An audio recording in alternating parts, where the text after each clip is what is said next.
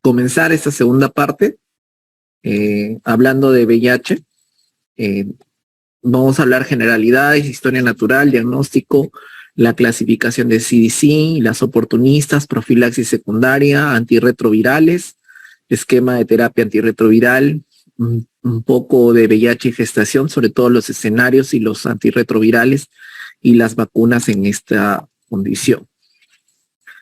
Como ven, en Perú el virus del VIH es del subtipo B, ¿no? VIH1, recuerden, VIH2 está en África, la familia Retroviridae del género lentivirus y tiene genes que están involucrados en la estructura, sobre todo el gen M, el gen GAG y el gen POL.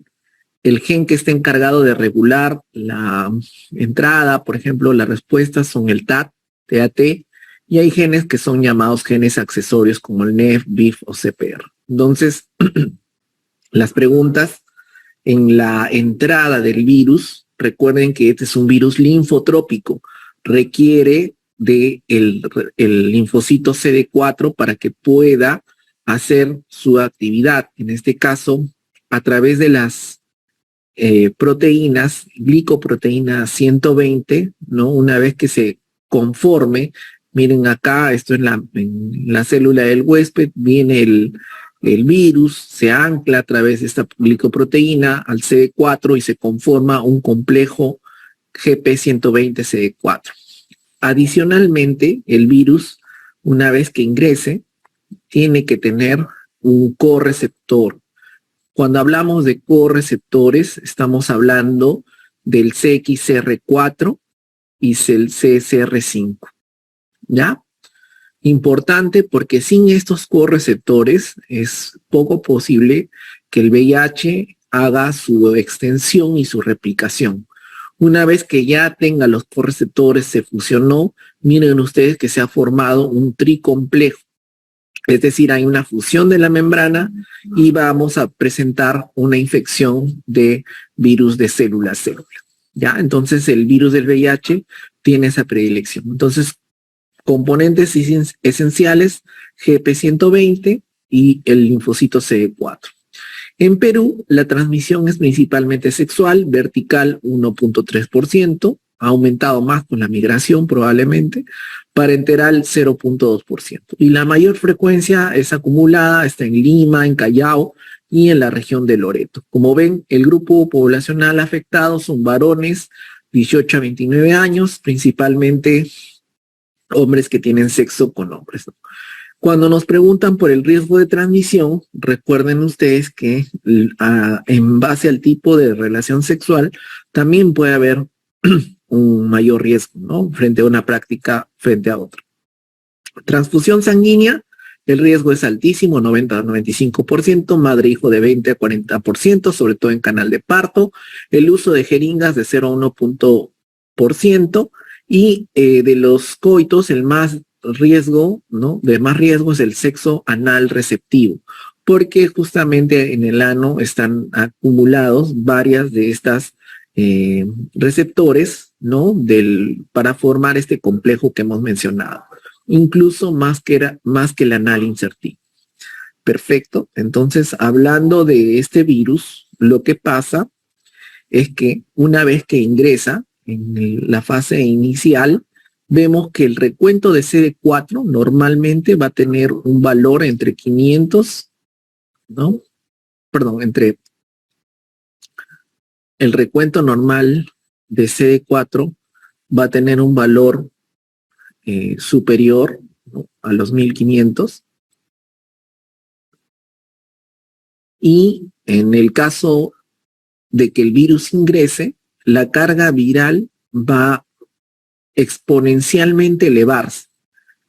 Esta carga viral se va a elevar exponencialmente y vamos a ver que luego de un periodo de tiempo del llamado primoinfección va a haber también una caída inicial del CD4.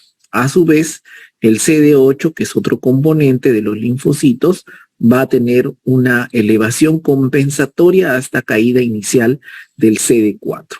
Entonces, para nosotros, desde que sucedió esta fase inicial de caída de CD4, el punto más bajo de caída que pueda tener este CD4 se llama nadir.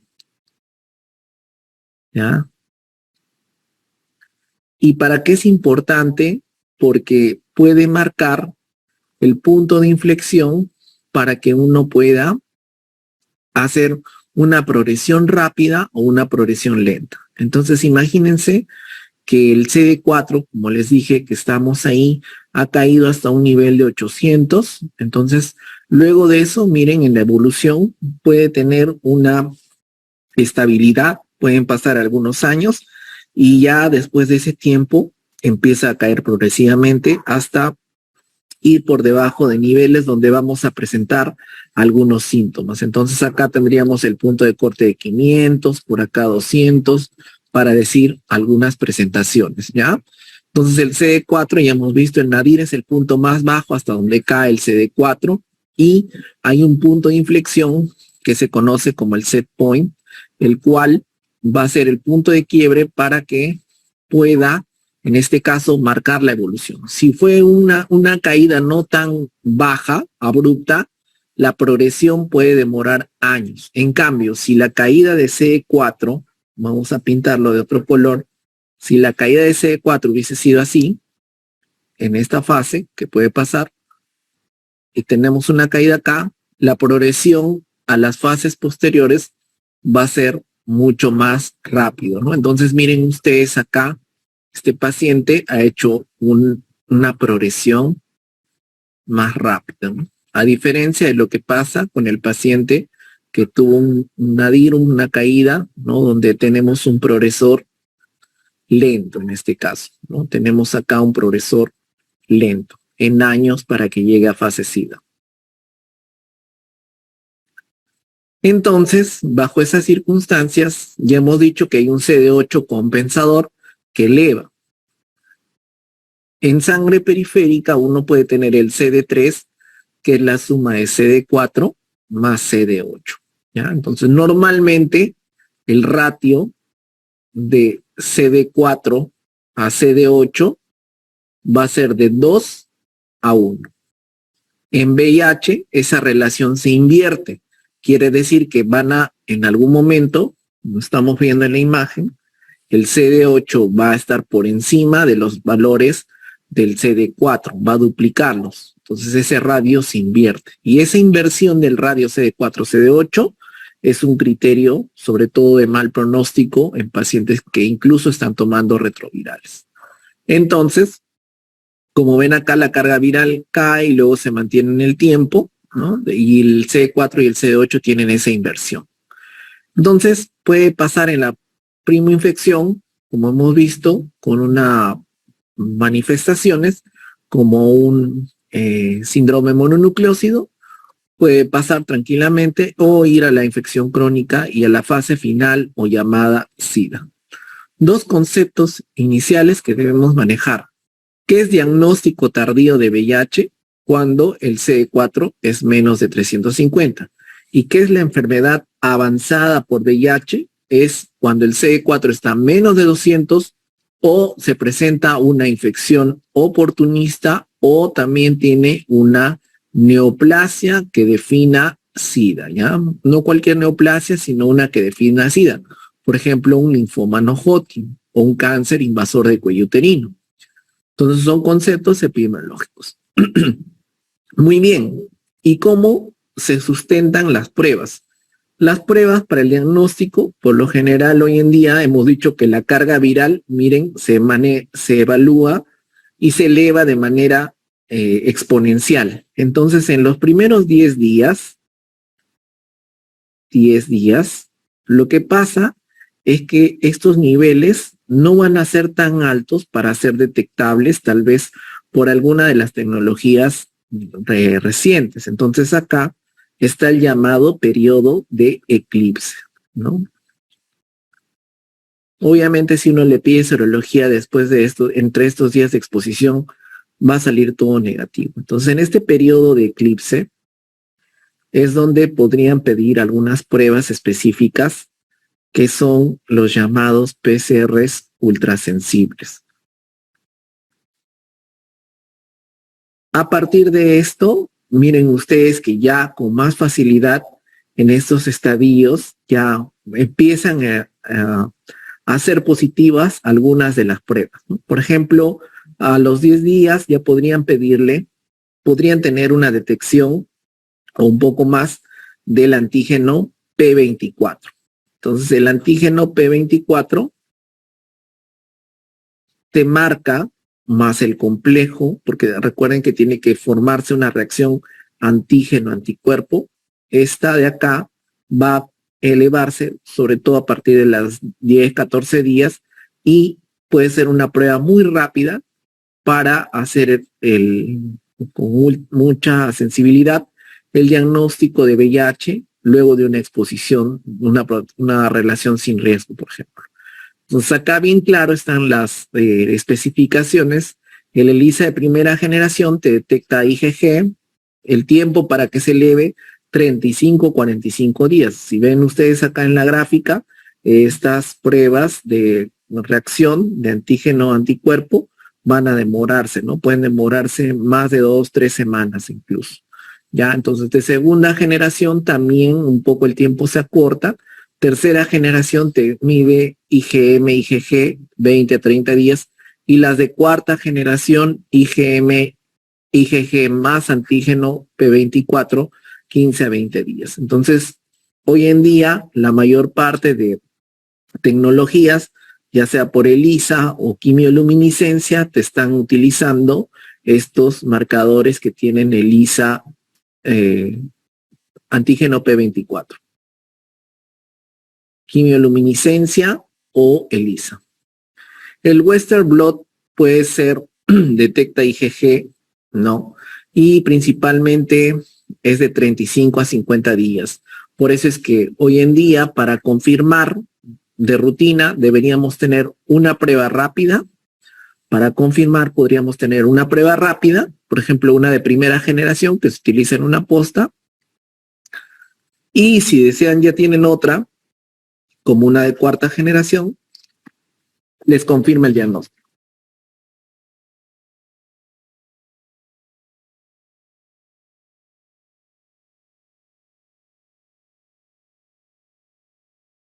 ¿Qué es la carga viral? Entonces, la carga viral, habíamos dicho que podía ser un punto de quiebre para la detección. Hay algunos centros que te pueden detectar a partir de 50 copias de ml, en este caso de RNA, y en 10 a 15 días de circulando el virus podrían ser detectables.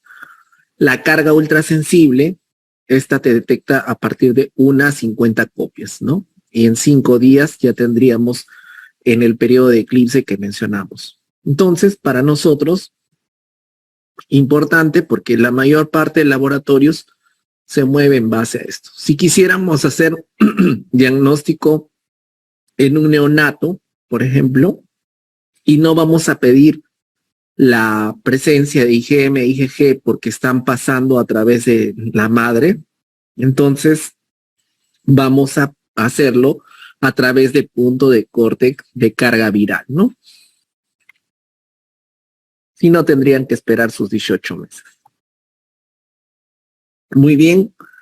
La clasificación de CDC tiene específicamente el recuento de CD4 y las categorías que están mencionadas acá.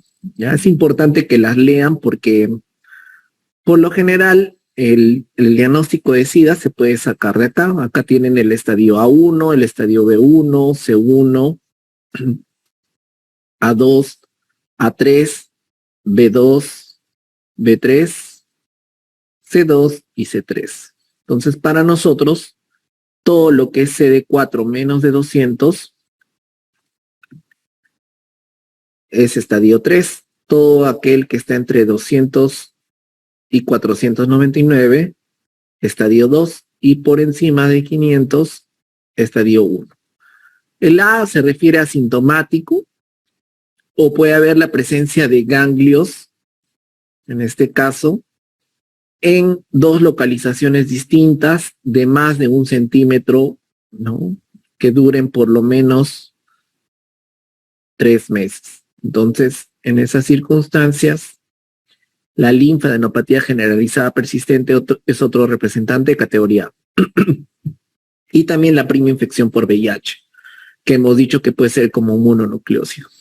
Categoría B, tenemos algunas condiciones: angiomatosis basilar, ya saben, Bartonella Henselae, con lesiones que pueden sangrar, cándida, pero solamente limitada a cavidad oral, el cáncer de cervix, pero in situ, síntomas constitucionales, diarrea, baja de peso, leucoplasia vellosa, herpes zóster, PTI, listeria, EPI, neuropatía periférica.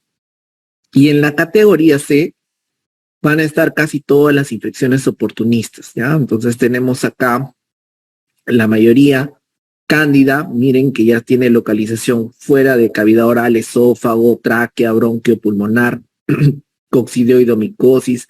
Acá también está paracoco, que tenemos úlceras por herpes recurrentes, histoplasmosis diseminada, ya le hemos revisado, neumonía bacteriana recurrente, más de 2 episodios en un año, Mycobacterium avium o Kansasi, son las no tuberculosas, ¿no? Diseminada, no cardiosis, salmonela, recuerden sobre todo que tiene alto riesgo de hacer salmonela en paciente VIH, bacteremia, enfermedad invasiva, estronquiloideasis fuera del intestino, diseminada, leucoencefalopatía multifocal progresiva por virus JC, linfoma primario del sistema nervioso central, que es uno de los más frecuentes, linfoma de Burkitt asociado a Epstein-Barr. Entonces, para nosotros decir cuáles son las categorías que definen SIDA, son el A3, todo lo que es 3, CD4 menos de 200 es SIDA, y todo lo que está en categoría C, con infecciones oportunistas o definitoras de SIDA, son la categoría C, valga la redundancia. ¿Ya? Listo. Entonces, hasta ahí tenemos la clasificación de CDC.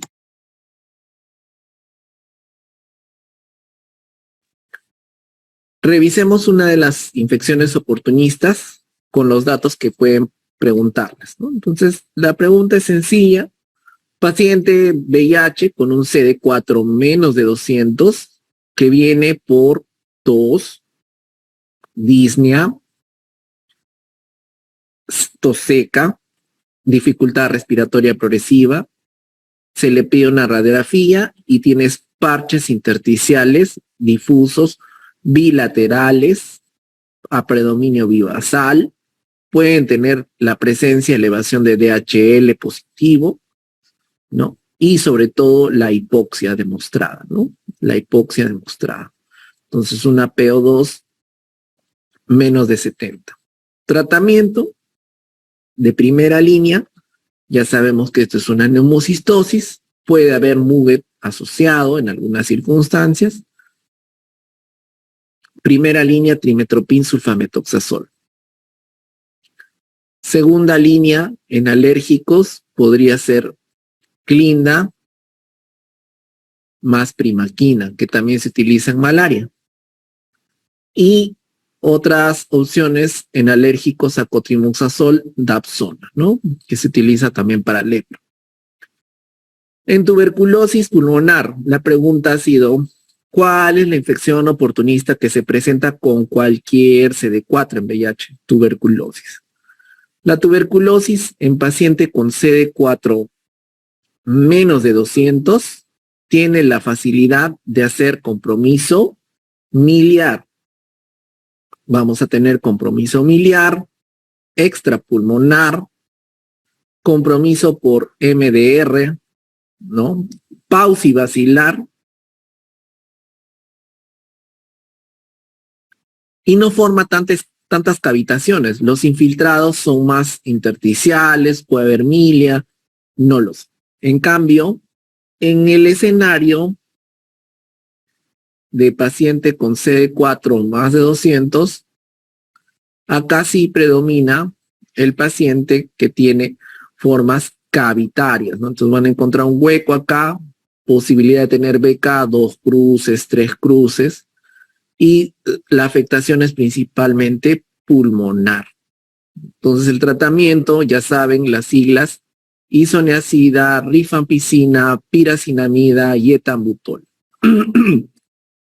¿Cuánto se trata la tuberculosis pulmonar en pacientes VIH? 9 meses. En pacientes VIH, 9 meses.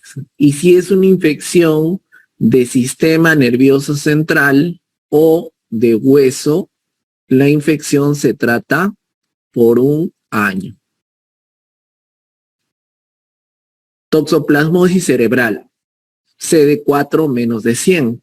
Entonces, para nosotros, la pista debe ser que esta es la primera causa de focalización en el paciente VIH. Entonces, si el paciente viene con una hemiparesia derecha aguda, focaliza toxoplasma dentro de los diferenciales. El paciente viene con hemiparesia derecha aguda, cefalea, signos de hipertensión endocraniana algunos días, dicen, por ahí le toman una tomografía y encuentran una imagen captadora de contraste en anillo, ¿no? Entonces acá ya ustedes están asumiendo que puede ser un absceso. Esta captación de contraste en anillo es típica de los abscesos. Entonces puede ser un absceso por toxoplasma, podría ser tuberculoma, podría ser nocardia. ¿Cómo es en el orden? Allá primero va a ser toxo, segundo va a ser TB, granulomas, y tercero van a ser los linfomas. ¿Dónde es la localización más frecuente de las toxoplasmosis? Usualmente en ganglios basales, ¿no? Ganglios basales. Los tuberculomas pueden también estar en ganglios, son por lo general únicos o múltiples, y también afectan bastante cerebelo, sobre todo en niños. Y los linfomas son masas únicas, por lo general más de 4 centímetros, ¿no? Y no responden rápido al tratamiento, requieren corticoides para que bajen más rápido. En el tratamiento de la toxoplasmosis, de elección sería la pirimetamina, sulfadiazina, 6 semanas. Idealmente en 2 semanas le pides una tomografía control a tu paciente para ver si está cayendo si está disminuyendo las lesiones, ¿no? Pero en estos casos muchos pacientes pueden no encontrar, porque la pirimetamina sulfadiazina es muy tóxico, ¿no? Te hace bastante anemia, entonces por la pirimetamina también. Entonces en base a eso se le da ácido folínico a estos pacientes. Como no hay esta opción disponible, damos trimetoprim sulfametoxazona, ¿ya? El tratamiento dura 6 semanas también. Criptococosis meningia, CD4 menos de 100. Entonces acá, primera causa de meningitis en pacientes con VIH, ¿no? Sobre todo con CD4 bajo. El criptococo ingresó por forma pulmonar, se fue a sangre y luego se ha ido a sistema nervioso central. Pulmón, sangre, sistema nervioso central. Entonces va a venir con signos meningios, le hacen la punción lumbar, ya hemos dicho que hay consumo de glucosa, aumento de proteínas, pocas células, y el paciente empieza con este cuadro que puede terminar en una hipertensión endocraniana, ¿no? Entonces el paciente le hace la punción lumbar, presión de apertura 20, 25. Muchas veces hacen hidrocefalia y requieren derivación de ventrículo peritoneal. ¿Cómo tratamos la criptococosis meningia? Tratamiento, idealmente anfotericina. Anfotericina, B-deoxicolato, que debería ser una de las opciones que contamos acá en Perú, más fluconazol, porque se da las primeras semanas y luego ya dejamos solo con fluconazol. ¿Cuál es el que mejor llega al líquido cefalorraquídeo de todos los fármacos contra criptococo? Flucitocina. Recuerden que esteriliza bastante el líquido cefalorraquídeo. Retinitis por citomegalovirus y formas sistémicas. ¿Qué es lo que nos van a dar en la pista para el examen? Le estoy poniendo en rojo porque justamente te dan las hemorragias, ¿ya? Entonces, hemorragias en llama, en el fondo de ojo. Entonces, eso es una característica. Si el paciente tiene CD4 menos de 50, solamente hay 2 oportunidades que tienen para marcar por lo general en la pregunta que les van a hacer. O es citomegalovirus o es Mycobacterium avium complex, MAC. Perfecto. Entonces, citomegalovirus puede generarse acá. Ya hemos dicho que pueden hacer el diagnóstico a través del fondo de ojo buscando esto. O también podrían pedir una carga viral para citomegalovirus. ¿Dónde más se va a formar el citomegalovirus? Puede hacer encefalitis, puede hacer mielitis. Ya les dije que puede dar úlceras a nivel colónico, puede darte también compromiso hemorragia digestiva baja. Y el tratamiento se va a definir con ganciclovir. En el caso de las presentaciones oculares, requieren ganciclovir intravítrea, ¿ya?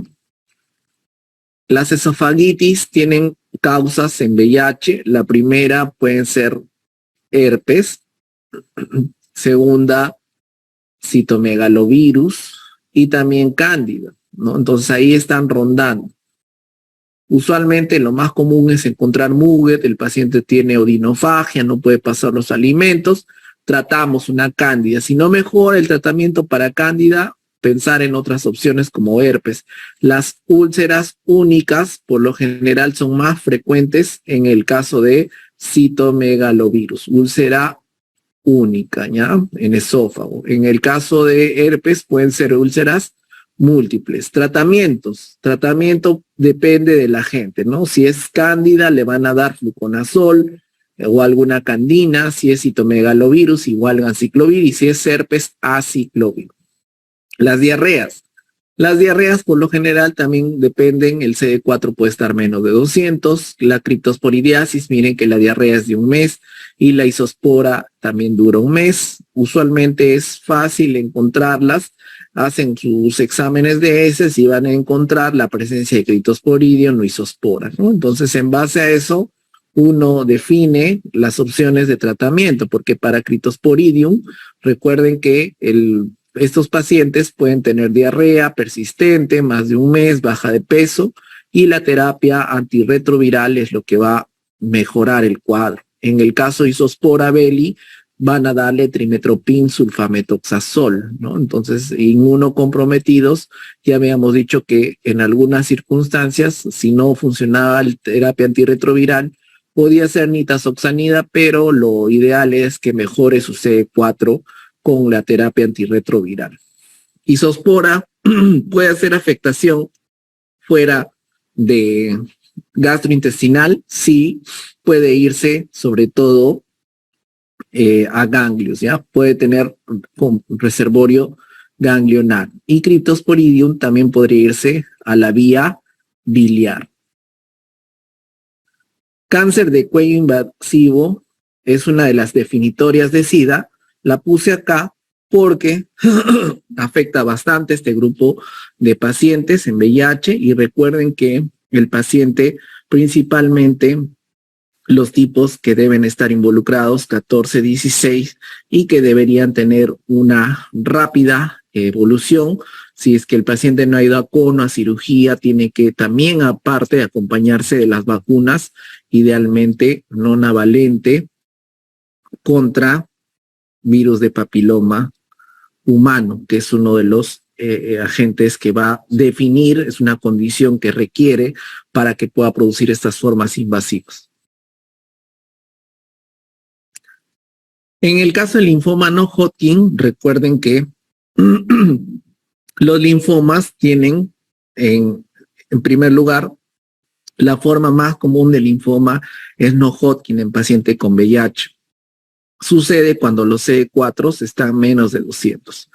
Cuando el CD4 está más de 200, va a predominar los linfomas tipo Hodgkin, ¿ya? Entonces, bajo esa circunstancia, nosotros podríamos decir que los linfomas primarios difusos de células grandes son uno de los más frecuentes en no Hodgkin, ¿no?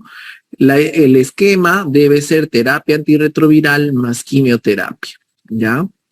Y en el caso del sarcoma de Kaposi, recuerden que es producido por virus tipo herpes 8, ya lo mencionamos, y sus manifestaciones son cutáneas, lesiones que son, revisen siempre pie, ¿no? Porque pueden tener las lesiones violáceas. Si les dicen lesiones violáceas en planta de pie o en el cuerpo, y si son múltiples, pues uno requiere una quimioterapia para estas circunstancias. Sobre todo también pueden recibir terapia intralesional y siempre acompañada de terapia antirretroviral, ¿no?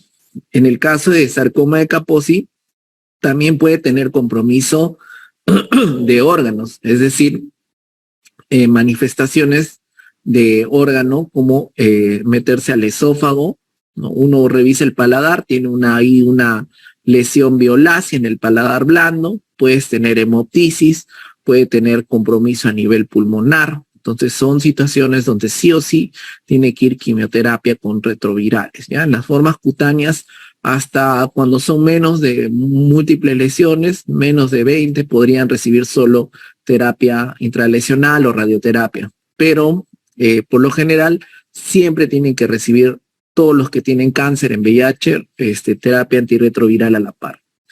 ¿Para qué se dan las profilaxis secundarias? En las profilaxis sirven para prevenir 3 agentes: neumocistis, toxoplasma y las diarreas crónicas por coccidias. La profilaxis se hace con este agente que es cotrimoxazol hasta que su conteo esté a CD4 o más de 200. Y si ha tenido criptococo, quiere decir que le vamos a dar fluconazol hasta por lo menos un año después de que ya tuvo el episodio de cripto. ¿Qué significa ahora reconstitución inmunológica? Reconstitución inmune se refieren a los pacientes que van a iniciar terapia antirretroviral, le doy su targa, como se decía antes, y van a elevar rápidamente el CD4 y la carga viral va a caer muy rápido. Eso condiciona que si este paciente no ha tenido una buena exploración y tuvo, por ejemplo, una tuberculosis que estaba oculta, ahora le doy sus retrovirales, esa tuberculosis se enciende, se va a manifestar y va a ocurrir luego de la fase de recuperación del inicio. Entonces, más o menos se pueden esperar un periodo de 4 semanas para que aparezca este síndrome de reconstitución inmune. Ojo, y hay 2 tipos. Uno que es una respuesta paradojal y la otra es desenmascaramiento. Lo que habíamos mencionado es que si ha tenido TB y ahora no le supimos diagnosticar su TB, ahora le damos retrovirales, esa TB ya no va a estar solamente en el pulmón, sino también puede estar en ganglio, puede estar en el sistema nervioso central. Y la otra es que, por ejemplo, uno está tratando una criptococosis y se anima a darle el tratamiento antirretroviral muy temprano, antes de las 2 semanas, el paciente en vez de mejorar empieza a hacer mayor compromiso meningio, requiere válvulas y todo complicaciones, ¿no? Entonces, en esas circunstancias, esto es el tema de VIH. Miremos ahora los escenarios, en este caso de los antirretrovirales. Una vez que el virus entra, como está en la gráfica, el virus se dispone, entra. Recuerden que requiere de correceptores, entonces a nivel de estos correceptores van a haber específicamente drogas que están bloqueando estos correceptores, como el enfuvirtide, es decir, va a ser un inhibidor de entrada. Y también este Maraviro, que es otro inhibidor también de correceptores. Entonces, una vez que ingresó, recuerden que para que ingrese, tienen que este material no solamente ingresar, sino también hacer un fenómeno de replicación a través de la transcriptasa reversa, ¿no? Entonces acá tenemos varios fármacos que son análogos de nucleósidos, como sidobudina, tenemos la lamivudina, entricitabina, abacavir y tenofovir. En la norma técnica nacional ya no se utilizan medicamentos antiguos como esta budina o didanosina porque eran muy tóxicos, ya no deberían venir ni siquiera en las preguntas. Y también los inhibidores de transcriptasa análogos de nucleósidos como efavirenz, nevirapina y etravirina. Entonces, una vez que ha hecho todo un material de transcriptasa, de la retrotranscriptasa, se ha conformado esta nueva porción de, digamos, de virus, se tiene que integrar al DNA del huésped, y para que forme eso requiere una enzima que se llama integrasa. Entonces, acá hay agentes como raltegravir y el vitegravir que van a actuar justamente inhibiendo esa enzima de integrasa. Finalmente, cuando ya queremos que este virus ya está integrado al DNA, se empiece a replicarse, se ponga así masivo, requiere una enzima específica que se llama la proteasa, ya la proteasa. Y esa proteasa le va a dar la facilidad para la replicación. Entonces acá hay agentes que terminan, por ejemplo, en su nombre en IR, darunavir, atazanavir, lopinavir, que son los que utilizamos acá en Perú, estos tres, y también el ritonavir, que no tiene actividad sobre el virus, lo único que va a hacer es potenciar a estos que hemos mencionado acá, ¿ya? Entonces, ya tienen los puntos de acción. ¿Y qué nos dice la norma técnica? ¿Qué van a dar para primera línea ahora? Recuerden que se combinan por lo general de este grupo de acá, del grupo 2, vamos a sacar 2 drogas y la vamos a combinar con una tercera droga más una tercera droga de cualquiera de los otros grupos. Idealmente una podría ser de acá, otra podría ser un inhibidor de proteasa u otra podría ser un inhibidor de integrasa.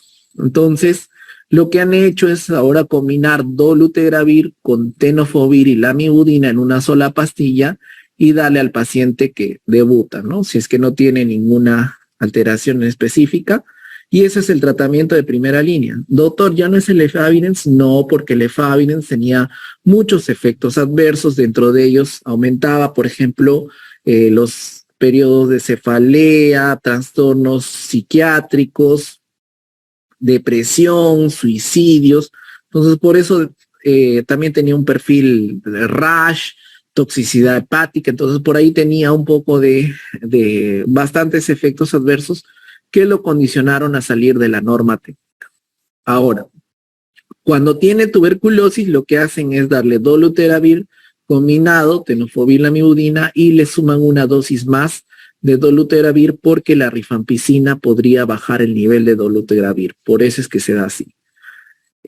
Cuando se ha expuesto, no ocupacional, es decir, violencia sexual, sexo sin protección, con una trabajadora sexual, sexo sin preservativos, lo que podrían hacer es brindarle dolutegravir, tenofovir y lamivudina, lo mismo, por 4 semanas. El tratamiento son 28 días como una profilaxis post-exposición y debe ser dentro de las 72 horas. Acuérdense que debe ir en combo con todo el tratamiento adicional para ITS, Cetrea, Citro, penicilina benzatínica, y hacer los tamizajes de VIH y sífilis 6 semanas, a los 3 meses y a los 6 meses, ¿ya?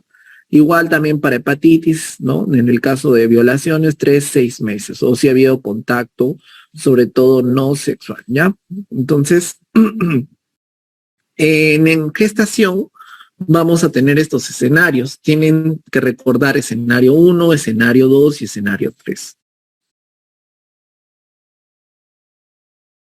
Entonces, los escenarios se marcan por, miren acá, el escenario 1 viene la gestante con acá su primera atención prenatal y resulta que tiene VIH positivo, ¿no? Entonces, casualmente esta paciente va a requerir iniciar esquema antirretroviral con el esquema raltegravir y tenofovir etricitabina. El neonato va a recibir sidobudina por 4 semanas, ¿ok? Este es cuando por primera vez se hizo el diagnóstico de la gestación. Ahora, ¿qué pasa si tomaba antirretrovirales antes de su embarazo? Perfecto, puede continuar la terapia antirretroviral si está indetectable. Y si no está, indetectable, es decir, la carga viral está menos de 50 copias, si no está indetectable, vamos a dar el esquema que está recomendado en el escenario 1, es decir, tenofovir, entricitabina y raltegravir, ¿ya? Acá están las siglas, TDF, tenofovir, FTC, entricitabina, y R de raltegravir. Entonces, el Raltegravir se ha seleccionado en este escenario porque baja muy rápido la carga viral, que es lo que se quiere para prevenir la transmisión materno-perinatal, y también porque no tiene efectos adversos de como el desarrollo o alteración del tubo neural, como si lo manifestaron, por ejemplo, pues acá le ponemos alteraciones en el tubo neural por efavirenz, ¿no? Dolutegravir también se vio parcialmente involucrado, por eso no lo recomendaron a pesar de que era un inhibidor de integrasa. Entonces, estamos hablando en el escenario 2. Si tu paciente venía y ya estaba tomando sus retrovirales y estaba indetectable, que continúe con sus mismos retrovirales. Y si no está indetectable, se le da el mismo esquema del escenario 1. Al neonato se le da sidobudina por 4 semanas, ¿ya? El escenario 3 es tenofovir entricitabina más raltegravir, porque esta paciente va a llegar durante el trabajo de parto. Entonces, llega en expulsivo, tienes que darle lo más antes posible, aunque sea una toma de raltegravir y trubada, pero el bebé ya se condiciona. Como ven acá, ya es una terapia triple. Entonces, el neonato, sidobudina, lamivudina por 6 semanas y la nevirapina la va a recibir 3 dosis. En todos los escenarios, sea 1, sea 2 y sea 3, no se da lactancia materna, está prohibido. En todos los escenarios, cuando se va a ligar el cordón, ¿no? Se da sidobudina intraparto, justamente hasta la ligación del cordón.